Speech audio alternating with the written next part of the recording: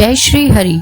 पिछले अध्याय में श्री कृष्ण भगवान ने अर्जुन से द्रौपदी के पूर्व जन्म का वर्णन किया। अब आगे की कथा। पुरुषोत्तम अध्याय 9। सूत जी कहने लगे कि इसके बाद नारद जी विस्मय युक्त हो मेधावी ऋषि की कन्या का वृतांत पूछने लगे। नारद जी ने पूछा, हे प्रभु, फिर उस ऋषि कन्या ने वन में क्या किया? क्या किसी ऋषि ने उसके साथ विवाह किया? नारायण कहने लगे, इस कन्या ने दुख के साथ अपने पिता का स्मरण करते हुए वहां आश्रम में रहकर कुछ काल व्यतीत किया। भाग्यवश एक दिन उस वन में अपनी इच्छा से विचरण करते महाकोप वाले दुर्वासा मुनि आ गए। आश्रम में मुनि को आता हुआ देखकर शोक सागर में डूबी हुई उस कुमारी ने उठकर धीरज धारण करके मुनि के चरणों में नमस्कार किया। नमस्कार करके मुनि को अपने आश्रम में लाई। अध्य पाद और वन में के नाना प्रकार के फलों से आदर करके मुनि का पूजन किया। फिर मुनि कन्या आदर से कहने लगी, हे मुने, आपको नमस्कार है। मुझ दुर्भागिनी के आश्रम में आपका कैसे आना हुआ? आपके आने से मेरे भाग्य का उदय हो गया, अथवा मेरे पिता के पुण्य प्रताप से मुझको समझाने के लिए आप आए हैं।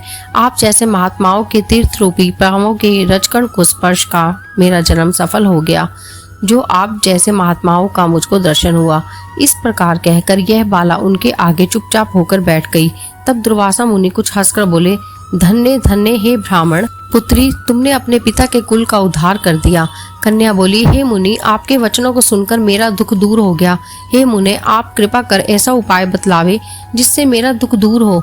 मैं दुख शोक में अग्नि की ज्वाला से जल रही हूँ। इस अग्नि को शीघ्र बुझाओ। मेरे हर्ष उपजाने वाला और कोई नहीं दिखाई देता। मुझको धैर्य देने वाली न तो मेरी माता है, न पिता, न भाई। मैं दुख पीड़ित किस प्रकार जीवन निर्वाह करूं? जिस दिशा को देखती हूँ वहीं अंधकार दिखाई देता है। अतः हे तपोनिधे, मेरे दुख को दूर करने का उपाय जल्दी करिए। ऐसा कहकर वह बाला उनके आगे बैठ गई। दुर्वासा मुनि उसके उपाय के वास्ते सोचने लगे। श्री नारायण कहने लगे, हे नारद, इस प्रकार मुनि कन्या के वचनों को सुनकर मुनि दुर्वासा विचार कर अत्यंत कृपा करके इस बालक को देखकर कुछ हितकारक वचन बोले। जय श्री हरि। कलयुग केवल नाम आधारा, सुमिर सुमिर नर उतर ही पारा। इस कलयुग में भगवान का नाम ही आधार है। केवल नाम सुनने से, जपने से मानव भाव सागर से पार उतर जाता है। इसलिए अधिक से अधिक नाम जाप करें। जय श्री हरि विष्णु।